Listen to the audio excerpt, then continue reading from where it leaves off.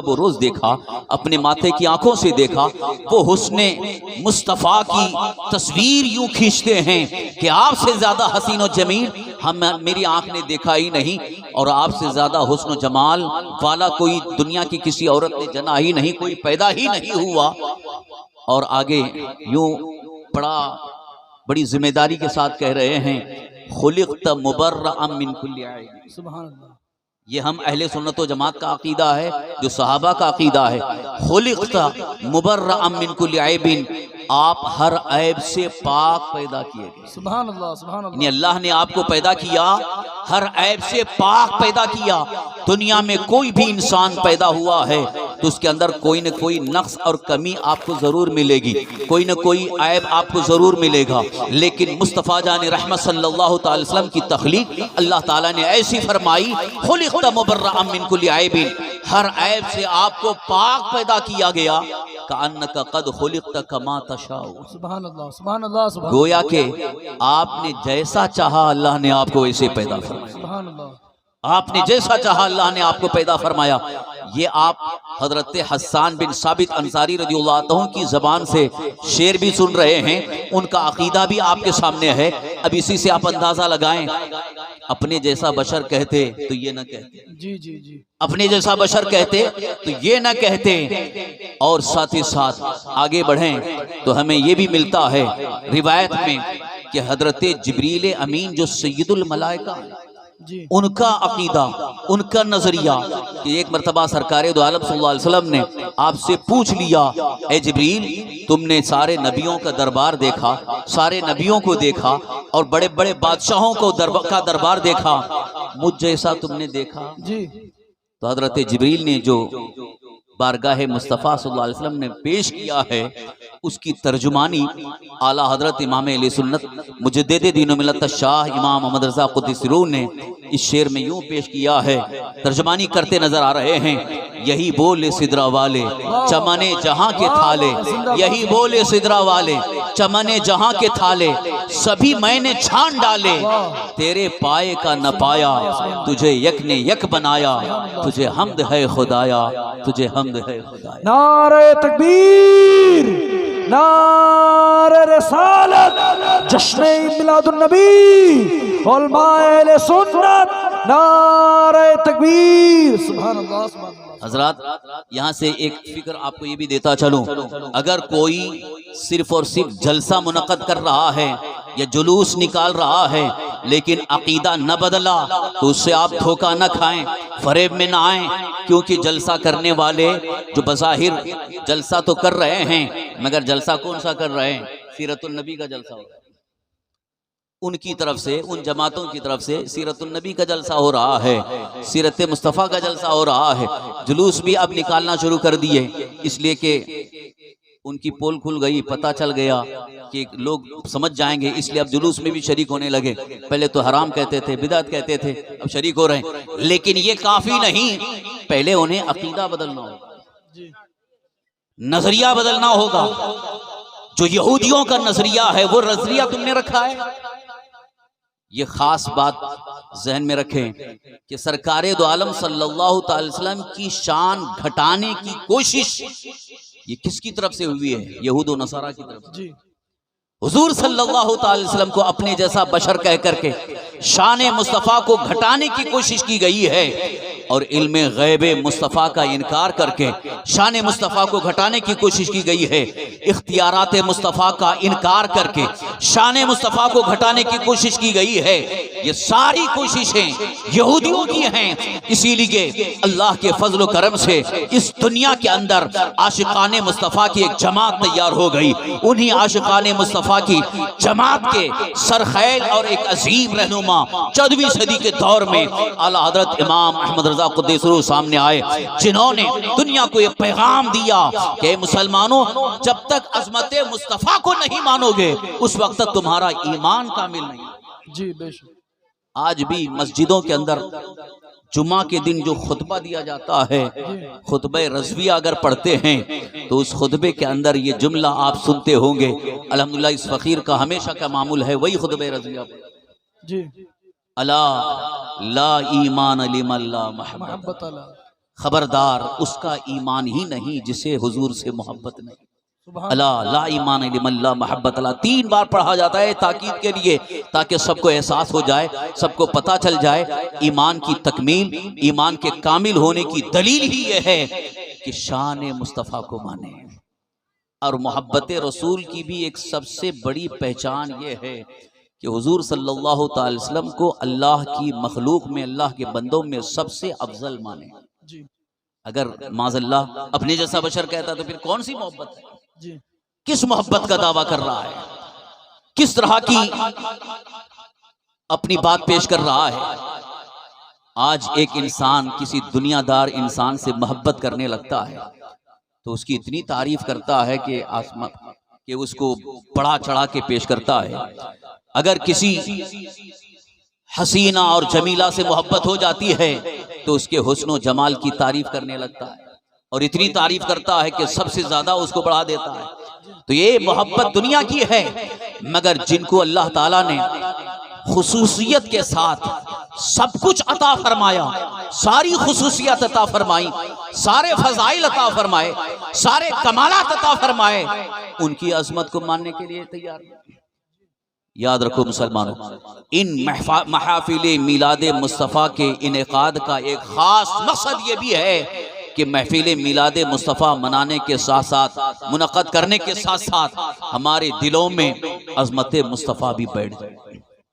हुजूर सल्लल्लाहु अलैहि वसल्लम की अजमत, हुजूर की रिफ़ात शान, हुजूर की इज्जत हमारे ज़हन दिमाग में, हमारे दिलों में बैठ जाए। ये भी बहुत सारे लोग कहते रहते हैं कि ये बार बार जलसे क्यों करते हैं, बार बार ऐसे जलसों की ज़रूरत क्या है, नमाजों की दावत दें, लोगों को नेकियों की दावत दें। मैं कहता हूँ कि यकीनन नमाजों की दावत देना भी ज़रूरी है, नेकियों की दावत देना भी ज़रूरी है, लेकिन जो असल बुनियाद ये है कि दिल जब तक मोहब्बत रसूल में सरशार नहीं होगा उस वक्त तक कोई अमल बारगाह इलाही में मकबूल नहीं। हक है, सुभान अल्लाह, सुभान अल्लाह। इसलिए इन जलसों का एक खास मकसद यही है कि दिल में अजमत मुस्तफ़ा बैठ जाए। अब इस पर जो एतराज करते हैं उनका एक मैं जवाब, माकूली जवाब दे रहा हूं। कुरान और हदीस की रोशनी में उलमा ने बहुत सारे जवाब दिए कि जलसे क्यों, महफिलें क्यों, ये सजावट क्यों, हुजूर सल्लल्लाहु अलैहि वसल्लम की विलादत पर ये चरागा क्यों, इतना ज्यादा खर्च क्यों किया जा रहा है। बल्कि उन्होंने कहते कहते यहां तक कह दिया ये फजूल खर्ची। माज़अल्लाह रब्बिल आलमीन। भी चंद दिनों पहले किसी ने क्लिप भेजा, डॉक्टर असरार कासमी, उसकी सोशल मीडिया पे उसकी तफसीर भी बयान होती रहती है, बहुत सारे लोग उसको सुनते हैं। उसकी क्लिप में मैंने सुना, उसी वक्त फौरन मैंने कहा ये है इनकी दरीदा दहनी, ये इनका बुग़्ज़ है जो दिलों में है कि इसको वो इसराफ कहते हैं, फजूल खर्ची कहते हैं। ये सजावट, ये खर्च करना, ये फजूल खर्ची है। मुझे अफसोस इस बात का है कि अगर दुनिया के दूसरे कामों के लिए इंसान खर्च करता है, पैसा पानी की तरह बहाता है, वहां कभी ये बोलने नहीं जाते हैं फजूल खर्ची। लेकिन आमदे मुस्तफ़ा के मौके पर, हुजूर सल्लल्लाहु अलैहि वसल्लम की विलादत के मौके पर, माह रबीउन नूर शरीफ में जैसे ही हमने गलियों को सजाना शुरू किया, चरागा करना शुरू किया, फौरन इनकी तरफ से फतवाने लगता है ये फजूल खर्ची है, ये फजूल खर्ची है। और दलील क्या देते हैं? कुरान करीम में अल्लाह ताला का फरमान है वला तुबज़िर तबज़ीरा इन्नल मुबज़्ज़िरीन कानू इख़वान शयातीन। फजूल खर्ची मत कर, फजूल खर्ची करने वाले शैतानों के भाई। ये कुरान में अल्लाह ने फरमाया फजूल खर्ची मत करो। अब ये इसको वहां फिट कर रहे हैं, कुरान की आयत यहाँ फिट कर रहे हैं कि अल्लाह ने फजूल खर्ची करने से मना फरमाया, लिहाजा ये लाइटिंग जो कर रहे हैं ये फजूल खर्ची है, ये जलसे कर रहे हैं ये फजूल खर्ची है, गलियों को सजा रहे हैं फजूल खर्ची है। मैं उनसे कहना चाहता हूँ ये फजूल खर्ची तुम जिसको कह रहे हो, यकीनन ये तुम्हारे बुग़्ज़ की अलामत है। तुम्हारे दिलों में अगर मोहब्बत रसूल का चिराग रोशन होता, ये फजूल खर्ची न कहते, बल्कि ये आमद मुस्तफ़ा की खुशी में इसका इज़हार है। दलील सुनो, अल्लाह के हबीब सरकार दो आलम सल्लल्लाहु अलैहि वसल्लम की विलादत और पैदाइश के मौके पर हजरत सैयदा आमिना रज़ियल्लाहु तआला फरमाती हैं कि मेरे आका सल्लल्लाहु अलैहि वसल्लम की विलादत का जैसे वक्त करीब आया तो मैंने देखा कि आसमान के सितारे मेरे घर के करीब आ गए, आसमान के सितारे नीचे कर दिए गए, जमीन के करीब कर दिए गए। ये रिवायत सीरत की अक्सर किताबों में मौजूद है, सीरत हलबिया जो बड़ी मोतबर तारीख सीरत की, उसमें भी मज़कूर है कि हुजूर सल्लल्लाहु अलैहि वसल्लम की विलादत और पैदाइश के मौके पर सितारे ज़मीन के करीब आ गए। अब मैं पूछना चाहता हूँ, ये सितारे ज़मीन के करीब कैसे आए? क्या खुद आ गए? सितारे अल्लाह के हुक्म से कायम हैं। जब तक अल्लाह का हुक्म नहीं होगा उस वक्त तो वो इधर उधर नहीं हो सकते। तो जो इतनी बुलंदी पर रहने वाले सितारे, अल्लाह का जब हुक्म हुआ वो सितारे जमीन के करीब आ गए। सितारे जमीन के करीब क्यों कर दिए गए? इसलिए कि अल्लाह तबारक तआला ने अपने हबीब सल्लल्लाहु अलैहि वसल्लम की आमद पर सितारों को जमीन के करीब इसलिए कर दिया ताकि हर तरफ नूर ही नूर नजर आए, हर तरफ रोशनी हो जाए, हर तरफ उजाला हो जाए। जब अल्लाह के हुक्म से सितारे जमीन के करीब आ गए तो हमें यह दलील मिल गई कि आमद मुस्तफ़ा के मौके पर चिरागा करना, इसमें अल्लाह रब्बुल इज्जत की रज़ा। सुभान अल्लाह, सुभान अल्लाह। नारे तकबीर, नारे रिसालत, जश्न ईद मिलादुन नबी, नारे तकबीर, नारे रिसालत। सुभान अल्लाह, हक फरमाइए। एक और बड़ी मजबूत दलील जो माकूली है, आज खाने काबा का आप तवाफ करते हैं, जिन्होंने हज किया है, जो उम्रा किए हैं, उन्होंने देखा होगा खाने काबा पर गिलाफ चढ़ाया जाता है। देखा है आपने? तस्वीर में भी आप देखेंगे तो नजर आएगा, खाने काबा के ऊपर गिलाफ चढ़ाया जाता है। गिलाफ क्या है? ये वो कपड़ा है जो तैयार किया जाता है, साल भर उसकी तैयारी होती है और हर साल बदला जाता है। वो गिलाफे काबा, उसकी तैयारी में लाखों रियाल खर्च होते हैं। उसमें जो कुरान करीम की आयत लिखी जाती हैं सोने के तार से लिखी जाती हैं। आज भी आप जाकर के मक्का शरीफ में वो जो म्यूजियम है जहां पर वो तैयार होता है किस्वा, उस जगह जाकर के देख सकते हैं कि कितना उस पर खर्च किया जाता है। सऊदी गवर्नमेंट की तरफ से खर्च किया जाता है, लाखों रुपए, लाखों रियाल खर्च किए जा रहे हैं। किस लिए? खाना काबा पर गिलाफ चढ़ाने के लिए। हर साल चेंज किया जाता है, हर साल गिलाफ चढ़ाया जाता है। अब मैं उनसे पूछना चाहता हूँ, ये खाने काबा पर जो गिलाफ चढ़ाया जा रहा है, इसकी जरूरत क्या है जी? इस पर जो इतना खर्च किया जा रहा है, क्या ये फजूल खर्ची नहीं है? उतना पैसा बहुत सारे गरीबों को दिया जाता तो उनका काम बन जाता। लाखों रियाल, और हमारे हिंदुस्तानी रुपये के एतबार से करोड़ों रुपए हो, करोड़ों रुपए खाने काबा के गिलाफ में खर्च किए जा रहे हैं। खाना काबा का गिलाफ तैयार किया जाता है, उस पर करोड़ों रुपए खर्च किए जाते हैं। हमने उनसे पूछा ये इस पर खर्च क्यों हो रहा है और इतना जबरदस्त गिलाफ क्यों बनाया जा रहा है, खाने काबा पर गिलाफ क्यों चढ़ाया जाता है? तो उधर से जवाब ये मिला, ये गिलाफ इतना भारी, इतना खर्च करके, इतना खूबसूरत और इतना बेहतरीन इसलिए बनाया जा रहा है ताकि खाने काबा की अजमत जाहिर हो। सुभान अल्लाह। लोगों की दिलों में खाने काबा की अजमत बैठे, उसकी बुजुर्गी लोगों की दिलों में बैठे, खाने काबा की अजमत लोगों की दिलों में महसूस होने लगे। मैं ये कहता हूँ, जब खाने काबा की अजमत को लोगों की दिलों में बिठाने के लिए लाखों डॉलर खर्च किए जा सकते हैं, लाखों रियाल खर्च किए जा सकते हैं, तो हम सुन्नी अजमत मुस्तफ़ा को दिलों में बिठाने के लिए लाखों रुपए खर्च करके आमद मुस्तफ़ा का जश्न मनाते हैं। सुभान अल्लाह। नारे तकबीर, नारे रिसालत, उलमाए अहले सुन्नत, नारे तकबीर। सुभान अल्लाह, सुभान अल्लाह, सुभान अल्लाह। और खाने काबा से भी अफजल अल्लाह के हबीब सल्लल्लाहु अलैहि वसल्लम की ज़ात पाक है। खाने काबा से भी अफजल हुजूर सल्लल्लाहु अलैहि वसल्लम की ज़ात पाक है। बल्कि यहाँ तक मुहद्दिसीन ने जिक्र फरमाया कि सरकारे दो आलम सल्लल्लाहु अलैहि वसल्लम के जिस्म अतहर से जो जमीन का हिस्सा लगा, जहां हुजूर आराम फरमा है रोज़े अक़दस, वो जमीन का हिस्सा वो अर्शे आज़म से भी अफज़ल। अब आप अंदाजा लगाइए कि हुजूर सरवर कायनात सल्लल्लाहु अलैहि वसल्लम की अजमत का आलम यह है कि खाने काबा से अफजल हैं, तो हुजूर की अजमत को मानने के लिए तैयार नहीं, खाने काबा की अजमत को मानने के लिए तैयार है। अल्हम्दुलिल्लाह हम खाने काबा की अजमत को भी मानते हैं और सरकार दो आलम सल्लल्लाहु अलैहि वसल्लम की अजमत को भी मानते हैं। अगर अजमत मुस्तफ़ा को खाने काबा के ज़रिए समझना हो तो आला हज़रत के शेर से समझ सकते हैं कि आला हज़रत ने दुनिया को एक बड़ा बेहतरीन पैगाम दिया है। ए मुसलमानों, खाने काबा से खुद पूछो कि हुजूर की अजमत क्या है। गौर से सुन तो रज़ा काबे से आती है सदा, गौर से सुन तो रज़ा काबे से आती है सदा, मेरी आंखों से मेरे प्यारे का रोजा देखो। हाजियो आओ शहंशाह का रोजा देखो, काबा तो देख चुके काबे का काबा देखो। सुभान अल्लाह, सुभान अल्लाह। सरकार दो आलम सल्लल्लाहु अलैहि वसल्लम की ज़ाते पाक काबे का काबा है। मैं यही अर्ज करना चाहता हूँ कि हुजूर सल्लल्लाहु अलैहि वसल्लम की अजमत हमारे दिलों में मजबूत तरीके से बैठ जाए और अजमत मुस्तफ़ा के साथ साथ अल्लाह ताला के अहकाम पर अमल पैरा हो, हुजूर सल्लल्लाहु अलैहि वसल्लम की इताअत हो, तो यही हमारी नजात और यही हमारी कामयाबी की सबसे बड़ी दलील है। जी बेशक। अगर अजमत मुस्तफ़ा दिल में नहीं है तो सब कुछ नामुकम्मल है। शायर ने इसको यूं भी पेश किया है, मोहम्मद सल्लल्लाहु अलैहि वसल्लम की मोहब्बत दीन हक की शर्त अव्वल है। जी मोहम्मद सल्लल्लाहु अलैहि वसल्लम की मोहब्बत दीन हक की शर्त अव्वल है, इसी में हो गर खामी तो सब कुछ नामुकम्मल है। और हदीस पाक भी है, हुजूर सल्लल्लाहु अलैहि वसल्लम ने साफ तौर पर इरशाद फरमा दिया, ला युमिनु अहदुकुम हत्ता अकूना अहब्बा इलैहि मिन वालिदिही व वलदिही वन नासी अजमाइन।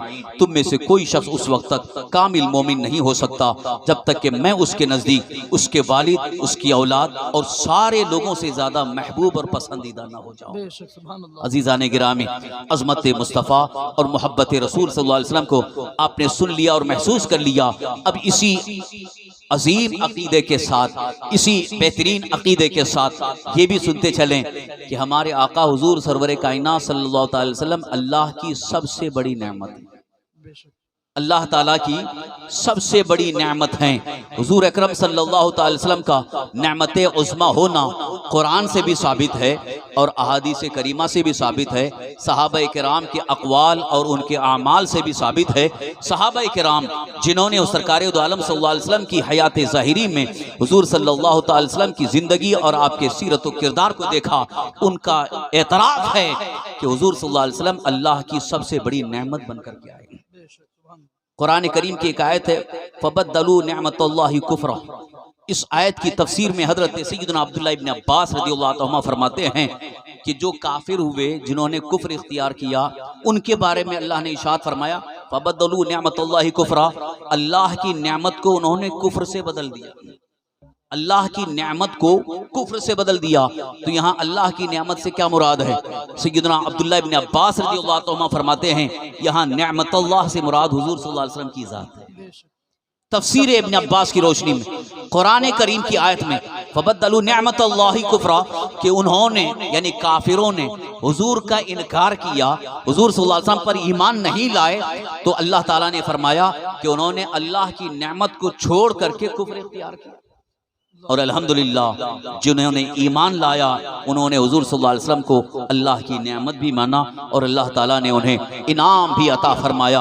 ईमान जैसी अजीम नेमत भी अता फरमाई, कुरान जैसी अजीम नेमत भी अता फरमाई, बेशुमार नेमतें अता फरमाई। अजीज़ान गिरामी, ये मैं यकीन के साथ कह रहा हूँ, आज दुनिया के अंदर जितनी नेमतें हमें मिली हैं सब कुछ हुजूर के सदक़े में मिली, सब कुछ हुजूर के सदक़े में मिली हैं। इसीलिए आला हज़रत ने यूं अर्ज़ किया है, वो जो न थे तो कुछ न था, वो जो न हो तो कुछ न हो, जान है वो जहान की, जान है तो जहान है।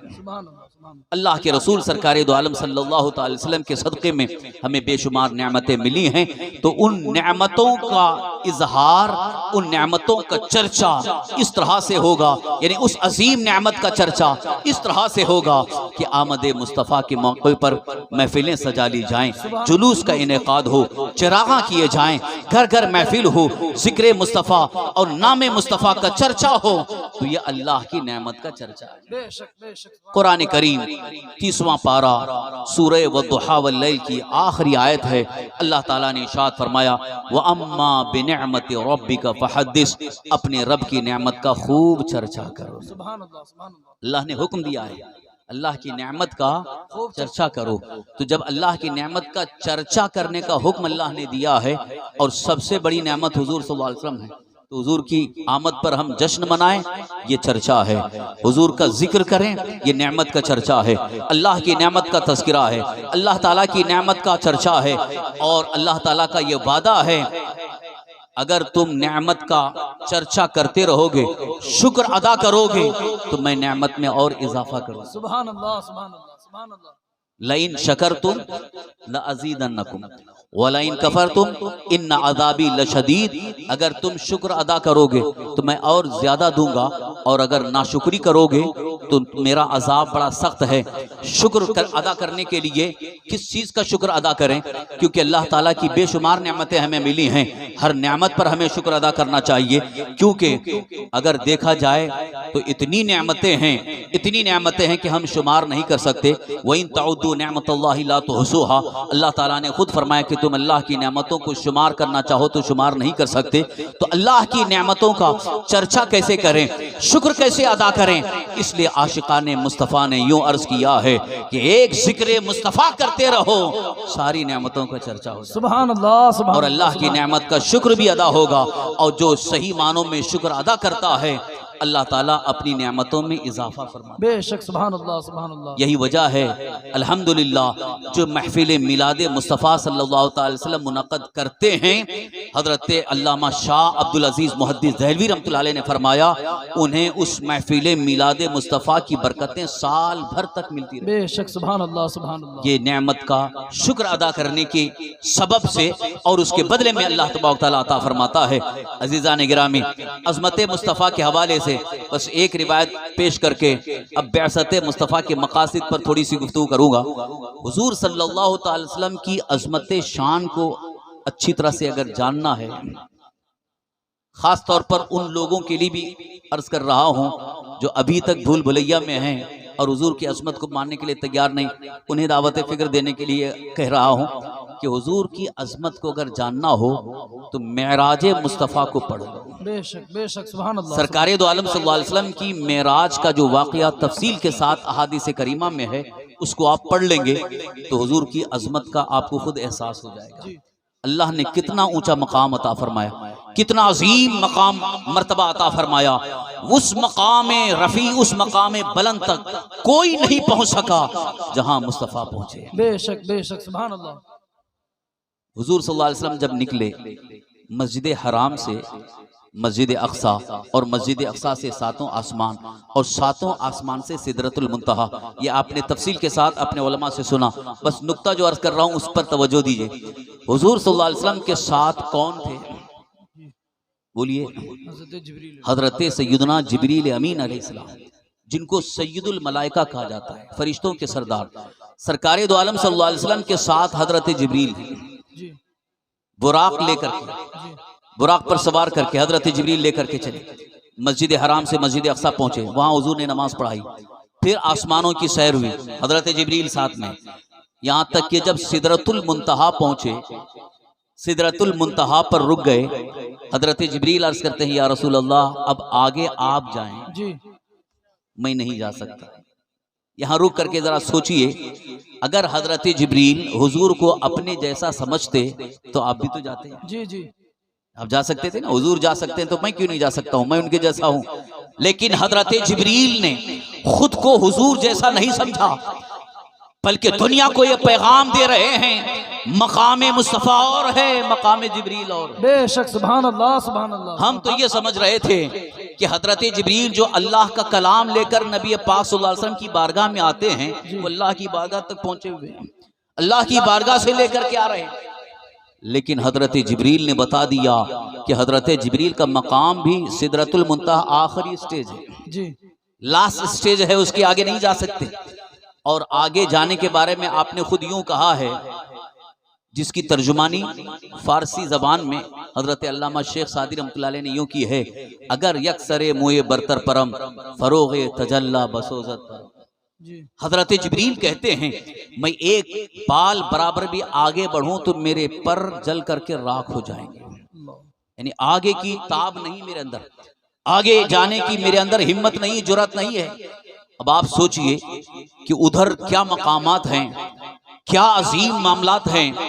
रब तबारक तआला की तजल्ली का क्या मामला है कि फरोग तजल्ला बसोसत परम हजरत जिब्रील कहते हैं कि अल्लाह की तजल्ली की सूरतें इतनी हैं कि मैं आगे अगर बढ़ूं तो मैं खुद जल करके राख हो जाऊंगा।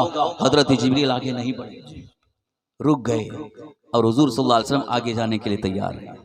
यहीं से पता चला कि अज़मत मुस्तफ़ा क्या है। हुजूर सल्लल्लाहु अलैहि वसल्लम को अल्लाह ने कितना अजीम मकाम अता फरमाया कि जहां जिब्रील भी नहीं जा रहे हैं, मुस्तफ़ा जान रहमत सल्लल्लाहु अलैहि वसल्लम जाने के लिए तैयार है। यहाँ रुक करके एक बात और भी अर्ज करूं कि सरकारे दो आलम सल्लल्लाहु अलैहि वसल्लम ने हजरत जिब्रील से कहा, हल लका हाजत, ऐ जिब्रील तुम्हारी कोई हाजत है? ऐ जिब्रील तुम्हारी कोई हाजत है? क्यों हुजूर ने फरमाया? जानते हो इसकी वजह क्या है? कि हजरत इब्राहीम खलीलुल्लाह अलैहिस्सलाम जो हुजूर सल्लल्लाहु अलैहि वसल्लम के जद्द अमजद हैं, उनको जब नमरूद ने आग में डालने के लिए तोप में बिठाया और आग में ढकेलने की तैयारी थी, उस वक्त हजरत जिब्रील हजरत इब्राहीम अलैहिस्सलाम के पास आकर के कहते हैं, हल लका हाजत, क्या आपको कोई हाजत है मैं अल्लाह की बारगाह में पेश करूं? तो हजरत इब्राहीम खलीलुल्लाह अलैहिस्सलाम ने उस वक्त जवाब में कहा था, मेरा रब जानता है मैं किस हाल में हूं। तो यहां हुजूर सल्लल्लाहु अलैहि वसल्लम जिब्रील से फरमाते हैं, ए जिब्रील तुम्हारी कोई हाजत है? वाह वाह वाह, मकाम खलील क्या है और मकाम हबीब क्या है? सुभान अल्लाह। हजरत जिब्रील से हुजूर ने फरमाया कि तुम्हारी कोई हाजत हो तो बयान करो, मैं वो पूरी करूंगा। यहां तो हुजूर सल्लल्लाहु अलैहि वसल्लम ने जब हजरत जिब्रील से कहा कि तुम्हारी कोई हाजत है, तो हजरत जिब्रील समझ गए इस वक्त जो मेरी हाजत है, इस वक्त जो मेरी आरज़ू और तमन्ना है, मैं अभी पेश करूं तो यही मेरी आरज़ू पूरी हो जाए। सुभान अल्लाह, सुभान अल्लाह। रब की बारगाह में तो बाद में, पहले हुजूर की बारगाह में कबूल हो जाएगी। और हजरत जिब्रील ने उस वक्त क्या पेश किया है जानते हो? तवज्जो के साथ सुनिए। हजरत जिब्रील बारगाह मुस्तफ़ा अलैहि तहियत व सना में यूं अर्ज करते हैं, या रसूल अल्लाह, जब आपकी उम्मत पुल सिरात पर गुजरने वाली हो, उस वक्त मुझे अपने परों को, अपने बाजुओं को बिछाने का मौका मिल जाए। सुभान अल्लाह, सुभान अल्लाह। बाजुओं को बिछाने का मौका मिल जाए, ये हजरत जिब्रील आरजू कर रहे हैं, अपनी हाजत पेश कर रहे हैं। किसके सामने?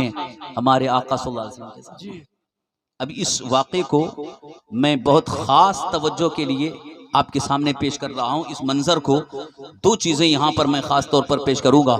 एक तो मकाम मुस्तफ़ा, अज़मत मुस्तफ़ा, ये इतनी अजीम शान है हुजूर की कि हजरत जिब्रील हुजूर की बारगाह में अर्ज़ करते हैं, या रसूल अल्लाह, मेरी आरज़ू और मेरी तमन्ना ये है कि कल जब मैदान महशर में क़यामत के दिन जब आपकी उम्मत पुल सिरात पर गुजरने वाली हो, उस वक्त मुझे अपने परों को, अपने बाजुओं को बिछाने का मौका मिल जाए। सुभान अल्लाह। और जानते हो पुल सिरात क्या है?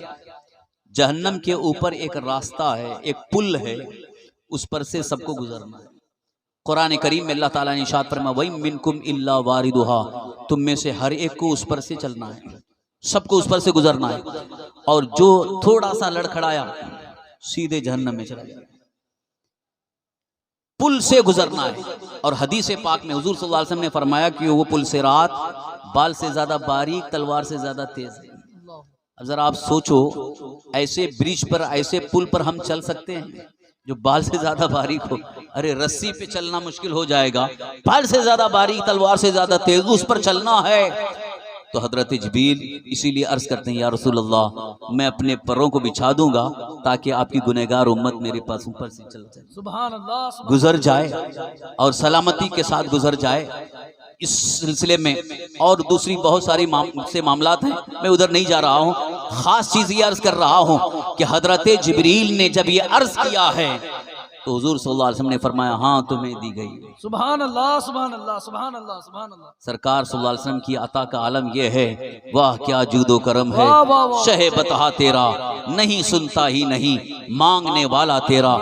हुजूर सल्लल्लाहु अलैहि वसल्लम से हजरत जिब्रील ने जब अर्ज किया तो हुजूर ने फरमाया कि हाँ वो तुम्हें अता की गई। यानी अभी मैदान महशर कायम नहीं हुआ, क़यामत अभी कायम नहीं हुई, मैदान महशर कायम होगा, पुल सिरात पर गुजरने का वक्त होगा। हजरत जिब्रील को परों को, बाजुओं को बिछाने की जरूरत पेश आ रही है और हुजूर इसी वक्त उनको अता कर रहे हैं। इसीलिए तो हम कहते हैं कि सरकार दो आलम सल्लल्लाहु अलैहि वसल्लम की शान ये है, हुजूर सल्लल्लाहु अलैहि वसल्लम को अल्लाह ताला ने हर चीज का इख्तियार भी अता फरमाया, बेशक बेशक बेशक, हर चीज का इख्तियार अता फरमाया। वो जिसे चाहें जो चाहें अता फरमा दें। हजरत जिब्रील ने आरजू की और हुजूर ने अता भी फरमा दी। अब यहाँ से एक बड़ा खास पैगाम ये भी दे रहा हूँ, तवज्जो के साथ सुने कि हजरत जिब्रील ने ऐसी आरजू क्यों की, ये आरजू और तमन्ना क्यों की, हजरत जिब्रील का इसमें फायदा क्या है? आपकी तवज्जो है, तवज्जो से सुन रहे हैं? बहुत अहम पैगाम दे रहा हूँ। हजरत जिब्रील अमीन हुजूर सल्लल्लाहु अलैहि वसल्लम से ये कह रहे हैं कि मुझे अपने बाजों को परों को बिछाने का मौका मिल जाए। आपने कभी सोचा इसके बारे में? शायद कई बार सुना भी होगा आपने, लेकिन कभी आपने सोचा क्यों हजरत जिब्रील ने ये आरजू की, ये तमन्ना क्यों की है? इसके पीछे बहुत बड़ा राज है। सबसे बड़ा राज ये है कि हजरत जिब्रील अमीन अलैहिस्सलाम ने हुजूर सल्लल्लाहु अलैहि वसल्लम को जब भी देखा अपनी गुनहगार उम्मत के गम में देखा।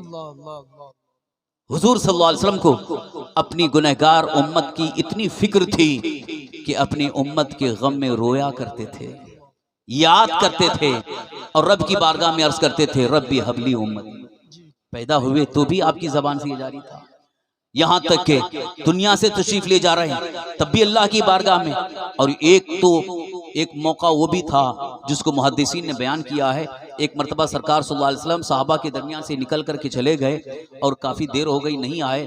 सहाबा ढूंढने लगे कि हुजूर कहाँ चले गए, ढूंढ रहे हैं, मगर हुजूर जहाँ जाते थे खुशबू आती थी। खुशबू पाते हुए वहां जब पहुंचे लेकिन नजर नहीं आ रहे हैं। इत्तेफाक से एक चरवाहा जो बकरियां चरा रहा था वो मिल गया। उससे पूछा साहबा ने, हमारे आका को तुमने देखा है?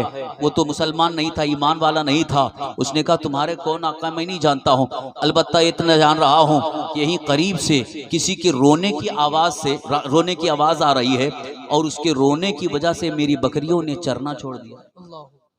सहाबा समझ गए ये कोई और नहीं है, हमारे आका सल्लल्लाहु अलैहि वसल्लम। और जहां गए दिखाया उसने, तो वो पहाड़ की गार में जब गए क्या देखा, अल्लाह के हबीब सल्लल्लाहु अलैहि वसल्लम सर सजदे में रखकर आंखों से आंसू जारी हैं और रब की बारगाह में अर्ज कर रहे हैं, अल्लाह मेरी उम्मत गुनहगार है, बख्श। आला हजरत यूं अर्ज करते हैं, जो न भूला हम गरीबों को रजा।